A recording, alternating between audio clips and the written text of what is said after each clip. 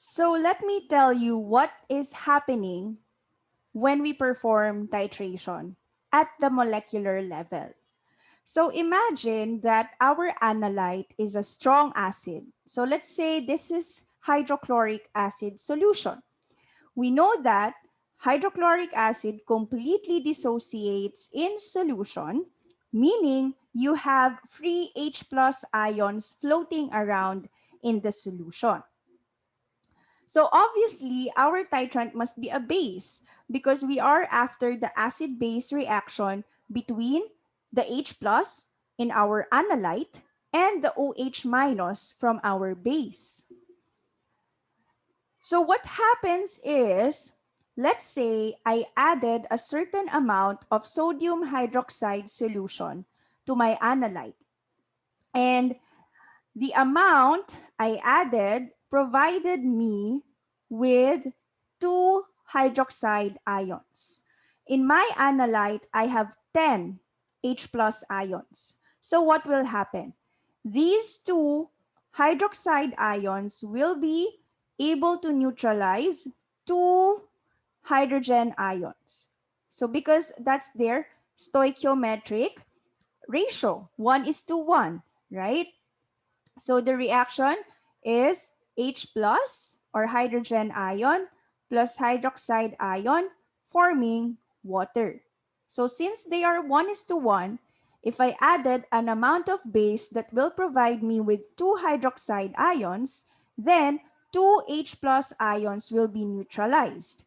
So once these OH ions enter the solution, they will neutralize 2 H plus ions. So now we are left with 8 hydrogen ions. So let's say the amount of sodium hydroxide solution that provided us 2 hydroxide ions is 1 ml. So it means if I add another ml of sodium hydroxide solution, that 1 ml will give us again 2 hydroxide ions. So these 2 hydroxide ions will again neutralize 2 H plus ions in the solution.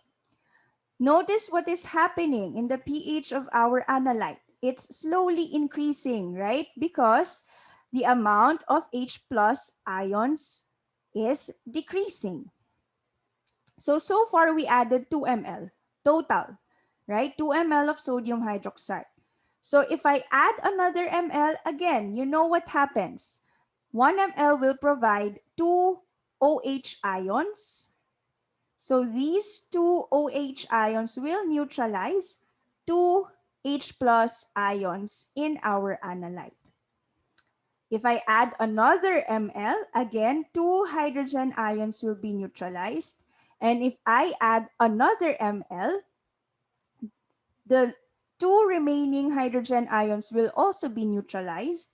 So do you remember the total amount of sodium hydroxide solution that we added until we reach this state wherein we no longer have H plus ions? It was 5 ml, right? So we added 5 ml of the sodium hydroxide solution. Now recall, in our definition of titration, we stop adding the titrant when we reach the stoichiometric equivalence of the titrant and the analyte.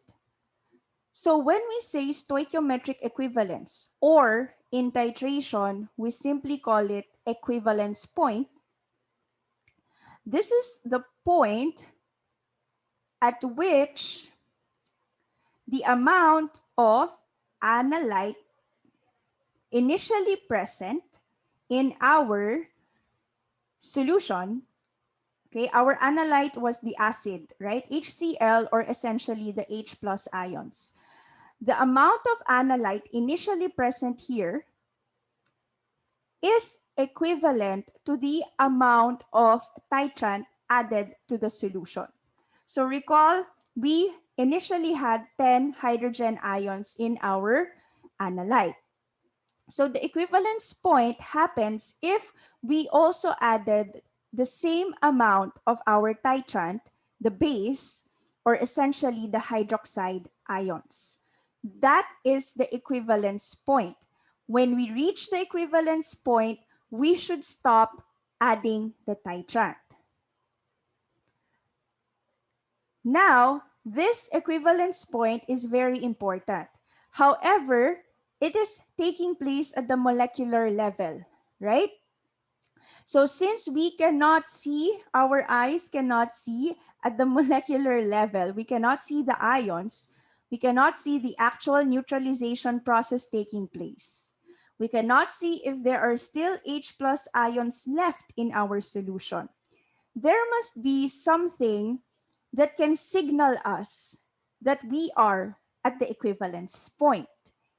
So that is in the next video.